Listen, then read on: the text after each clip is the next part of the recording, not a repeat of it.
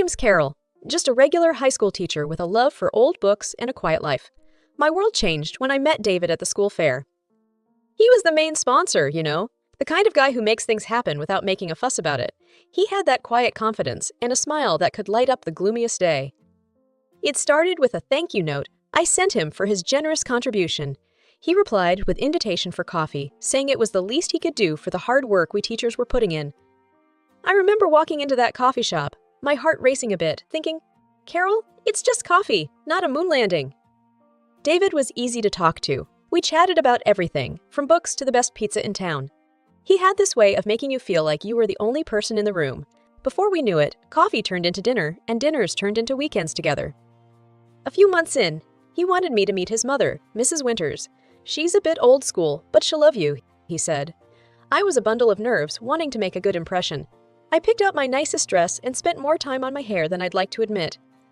The moment we walked into Mrs. Winters' living room, I felt her eyes on me like a hawk. So, you're the teacher David won't stop talking about, she said, her voice colder than I expected. I smiled, reached out for a handshake, but she just nodded, her eyes scanning me from head to toe. Dinner was an experience. Mrs. Winters had this way of talking where every compliment sounded like she was doing you a favor. That's an interesting dress, dear. Vintage shop? She said, her eyebrow raised just so. I felt my cheeks burn, but I managed a small thank you. It's one of my favorites. David squeezed my hand under the table, a silent hang in there, but the digs kept coming. A teacher, huh? Must be tough dealing with kids all day. Hope you don't bring that school discipline home. She chuckled, sipping her wine like it was the last one on earth. I tried, really tried, to keep the conversation light, but it was like dancing on thin ice. David changed the topic, talked about his work, the weather, anything to steer away from the silent judgments being passed across the table. Fast forward a few months, and there I was, in a white dress, saying I do to the man who made it all worth it. The wedding was a blur of laughter, tears, and dancing. Mrs. Winters was there, of course, dressed to the nines and handing out opinions like candy. Lovely ceremony, though I'd have gone for real flowers, not these. What are these, dear plastic? She said, eyeing the decorations. We moved into David's home soon after. It was a beautiful place, cozy and welcoming, except for the chill I felt whenever Mrs. Winters was around. David assured me it would get better, that she just needed time to get used to me. Moving into David's home felt like stepping into a new world, one where every corner held a memory of Mrs. Winters' reign. It wasn't long before I got introduced to her morning ritual, the infamous inspection. It started like clockwork every morning. The minute the clock struck 10, the front door would creak open, and in she'd walk like the queen of her castle. Mrs. Winters had this air about her, like she owned every inch of the place. Her first move was always to slip on those pristine white gloves, snapping them tight like she was about to perform surgery. Morning, Carol dear, she'd say, her voice dripping with a sweetness that never reached her eyes.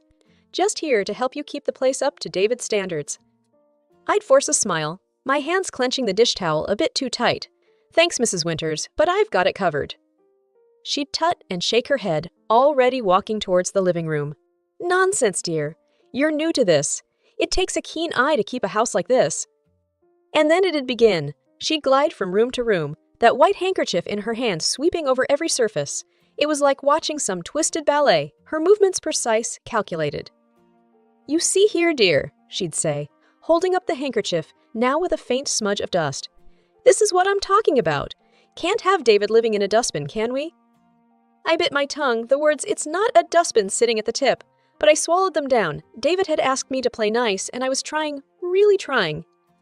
The worst was the kitchen. That's my territory, I love cooking, always have. But she'd march in there like a general, inspecting the troops. These pots aren't going to clean themselves, dear, she'd cluck, her fingers running over the rim of a saucepan I'd just washed.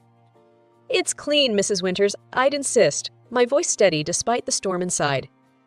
She'd hum, a sound that said, I've heard better jokes. Well, we have different standards, I suppose. David's used to a certain way, you see. I'd nod, grinding my teeth so hard I was afraid I'd chip a tooth. It was the same every day. The living room, the bedrooms, even the bathrooms weren't spared. By the time she'd leave, I'd feel like a deflated balloon, all my energy sapped by her constant nitpicking. David would come home, all smiles and hugs, and I'd put on a brave face. How was your day, love? He'd ask, and I'd muster the brightest smile I could. Oh, the usual. Mrs. Winters stopped by to give some helpful tips. I'd say, the word helpful taking all my acting skills to sound even remotely sincere. He'd frown, that wrinkle appearing between his brows.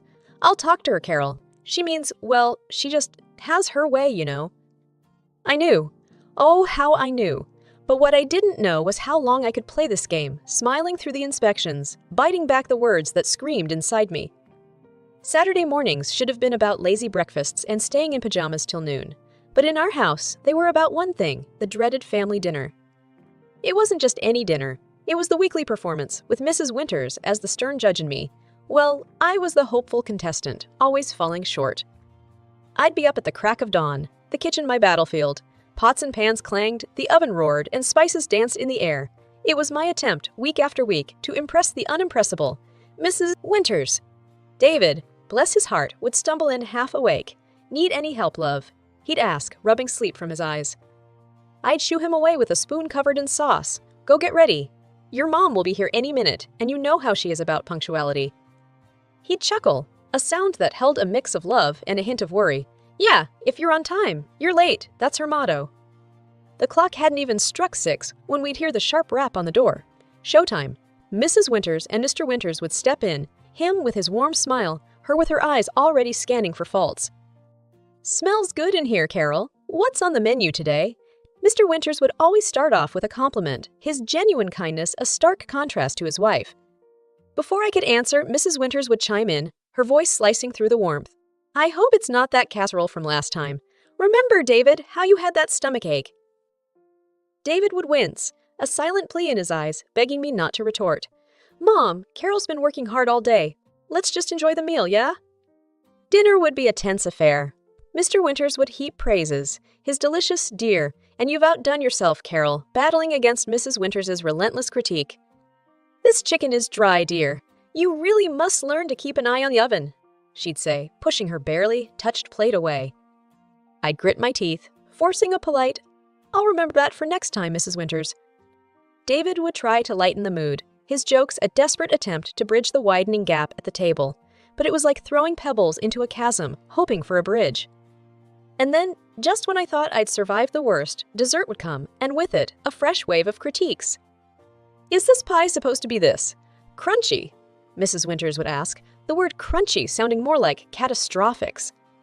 I'd swallow the lump in my throat, my reply a mix of wariness and defiance. "It's a family recipe, Mrs. Winters. It's always a hit." She'd raise an eyebrow, her gaze saying clearer than words, "Not in this family, dear." As they'd leave, Mr. Winters would give me a warm, encouraging hug, whispering, "Don't mind her, Carol. We all love your cooking." But Mrs. Winters's parting words would always be a reminder of the invisible scoreboard where I was always trailing. "Try harder next time, dear. A happy husband is a well-fed husband." The door would close behind them, and I'd stand there, a mix of frustration and defeat simmering inside. David would wrap his arms around me, his silence a mix of apology and solidarity. "It's just one night a week, love. We'll get through this," he'd whisper, his words a lifebuoy in the stormy seas of Saturday dinners. The news of the pregnancy should have been a moment of pure joy, a new chapter for David and me. But amidst the excitement, a shadow lingered, the thought of Mrs. Winters's reaction. David was over the moon, grinning ear to ear. "We're going to be parents. Carol, can you believe it?" he'd say, wrapping me in a hug so tight it felt like nothing could go wrong. But the first time Mrs. Winters dropped by after hearing the news, the air was thick with tension. I braced myself for her words, hoping maybe, just maybe, this new life might soften her. "Well, I do hope you've read up on parenting, Carol. It's not all cooing and cuddling, you know," she started, her tone as sharp as ever. I bit back a sigh, a fake smile plastered on. "We're thrilled, Mrs. Winters. And yes, we're reading a lot, getting ready for the baby." She sniffed, peering at me like she was assessing if I was up to the task. Well, make sure you follow the right books. Some of these modern ideas are just nonsense." David squeezed my hand under the table, a silent message of support. But as the weeks turned into months, the pressure didn't ease. Mrs. Winters's visits became a litany of advice and thinly veiled criticism. "You're not eating enough greens, Carol. You want the baby to be healthy, don't you?" she'd say, eyeing my plate like it was a crime scene. Or, "Make sure you're not being too lazy. Exercise is important, but don't overdo it. You wouldn't want to harm the baby." It was a no-win situation. Do too little, and I was careless. Do too much, and I was reckless. The breaking point came one quiet afternoon. Mrs. Winters had just left. Her parting words, "Make sure the nursery is painted soon. You don't want the baby coming home to an unready house," ringing in my ears. David found me in the nursery, the paint samples scattered around, tears streaming down my face. "Carol, what's wrong? Talk to me, love," he said, his voice laced with worry. I let it all out. The frustration, the hurt, the exhaustion. "I can't do this anymore, David. It's like I'm walking on eggshells in my own home. Your mother. It's just too much." David's face hardened, a rare sight. "I'll talk to her, Carol. This ends now. You and the baby are my priority." And he did. That evening, I heard hushed, tense voices from the living room. I couldn't make out the words, but the tone was clear. David was setting boundaries, fighting for our little family. The next day, Mrs. Winters's visits stopped. No more morning inspections, no more veiled insults. It was a relief, yet the silence felt heavy, charged with unsaid words and unresolved tensions. David was quieter too, his smiles not reaching his eyes. "She's my mom, Carol. It hurts, but you and the baby come first." "Always?" I held him close, the future uncertain but our resolve clear. We were a team, and we'd face whatever came next, together. 7 years flew by since Lily, our little bundle of joy, came into our world. David was a doting father, his love for Lily shining in his every action. My father-in-law, a gentle soul, adored his granddaughter, his face lighting up with every giggle and every new word Lily spoke. But there was a chill that never thawed, a coldness that lingered in the air whenever Mrs. Winters was around. She kept her distance from Lily, her words as sharp as ever. "Children should be seen and not heard," she'd say, dismissing Lily's cheerful chatter as nothing more than noise. Lily, with her big heart and innocent eyes, couldn't understand why her grandma wasn't like the ones in her storybooks. She'd try, in her own sweet way, to win over Mrs. Winters. "Look, Grandma, I drew this for you," she'd say, holding up a crayon masterpiece. Mrs. Winters would barely glance at it, her voice devoid of warmth. "That's nice, dear. Now go play, Grandma's busy." But Lily never lost her spirit. She found her passion early, cooking. The kitchen was her kingdom, her small hands skillfully mixing, stirring, and baking. Every weekend was a new adventure, her culinary creations a source of pride for us. "Look, Daddy, I made cookies," she'd exclaim, her face beaming as she presented her latest work. David would scoop her up, his laughter filling the room. "Chef Lily, you have outdone yourself! These are delicious!" Even my father-in-law couldn't resist Lily's kitchen magic. "My little chef," he'd say, his eyes twinkling as he took a bite, "you'll be running your own restaurant in no time." Their words were a balm to Lily's soul, a stark contrast to the cold indifference she received from Mrs. Winters. But children have a resilience, a way of focusing on the love they receive, not the affection withheld. One evening, as Lily set the table, her latest culinary creation taking center stage, she looked up at me, her eyes serious. "Mom, why doesn't Grandma like my cooking? Doesn't she like food?" I knelt beside her, my heart aching with the innocence of her question. "Sweetheart, Grandma, she's just different. But your cooking is wonderful, and Daddy and Grandpa and I, we love it. That's what matters, right?" Lily nodded, her smile returning, the shadow of Mrs. Winters' indifference brushed aside by the love of those who mattered most. The Christmas invite from Mrs. Winters was a surprise, but Lily's excitement at the chance to showcase her cooking made us accept. Together, we baked gingerbread and apple pie, her little hands working diligently, her eyes sparkling with pride. "Grandma and everyone are gonna love these, right, Mom?" she'd ask, her confidence as warm as the oven. "Absolutely, sweetheart," I'd reassure her, though a part of me dreaded the unpredictable tides of Mrs. Winters' approval.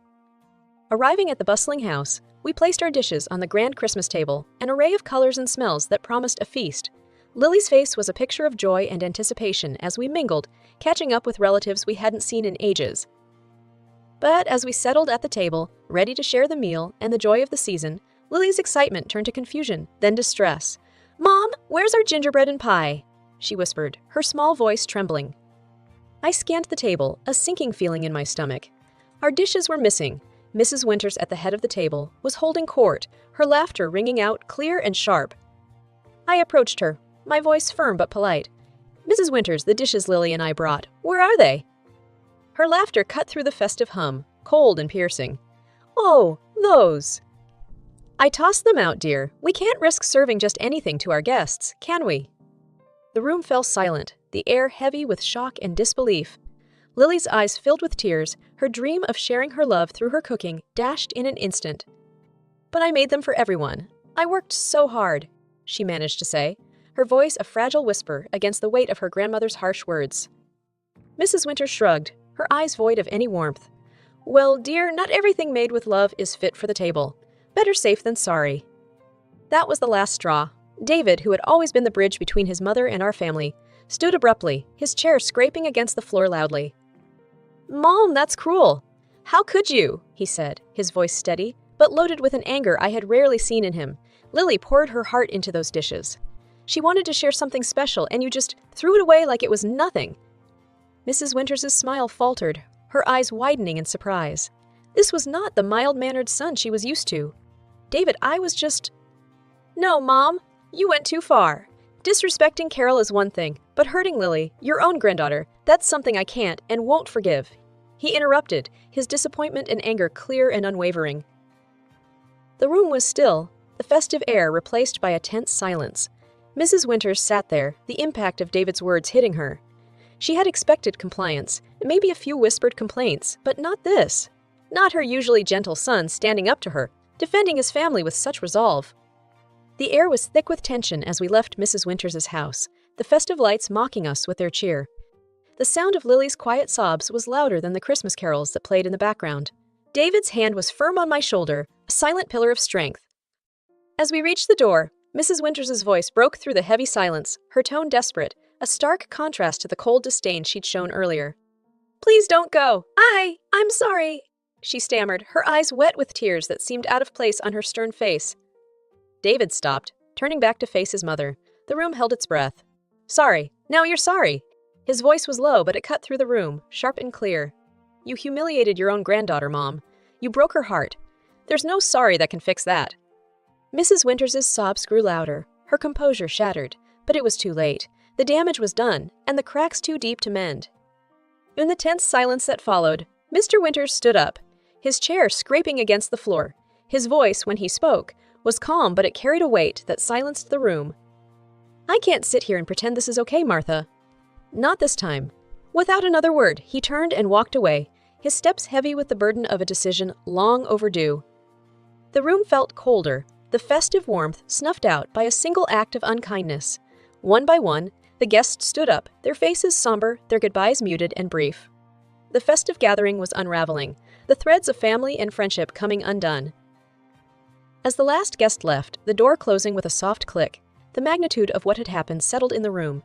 Mrs. Winters sat alone at the table, her sobs the only sound in the house that moments ago was filled with laughter and chatter. Outside, the cold air bit at our cheeks, a stark reminder of the warmth we'd left behind. David's arm was around Lily, her small body leaning into his for comfort. We walked in silence, the weight of the night pressing down on us. Back home, as we sat in the living room, the Christmas tree lights twinkling softly, a sense of peace settled over us. It was a fragile peace, one born from the chaos of the night, but it was ours. Lily, nestled between us, her tears dried, but the hurt still fresh in her eyes, looked up and whispered, "Are we okay, Mom, Dad?" David hugged her closer, a silent vow in his embrace. "We're more than okay, sweetheart. We're together, and that's all that matters." And in that moment, as we held each other, the trials of the night receded, leaving behind a simple truth. Family wasn't just about shared blood or shared names. It was about shared love, shared pain, and the shared resolve to stand together when the world seemed to crumble around us. The fallout from that chaotic Christmas dinner rippled through our family like a shockwave. The house felt different, quieter, the air still tinged with the remnants of that night's revelations. David was somber, his usual cheer dimmed by the events that had unfolded. "I'm sorry, Carol," he said one evening as we sat in the living room, the only sound the ticking of the clock. "I should have stood up for you and Lily sooner. I let it go on for too long." I reached for his hand, feeling the roughness of his palm against mine. "You did what you thought was best, David. We both did. But now, we know better.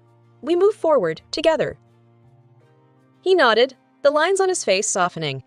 But the true shock came the next day when Mr. Winters showed up at our doorstep, his eyes weary, a deep frown creasing his forehead.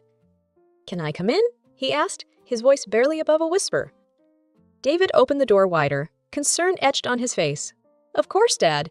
Is everything okay?" Mr. Winters took a seat, his hands clasped tightly in front of him. "I've been doing a lot of thinking since Since Christmas, he started, his voice trailing off. We waited, the tension thick in the air. Finally, he looked up, his eyes meeting ours. I can't believe Martha could be so cruel, so heartless to her own granddaughter. I never imagined she could go that far. David shifted in his seat, the weight of his father's words heavy on his shoulders.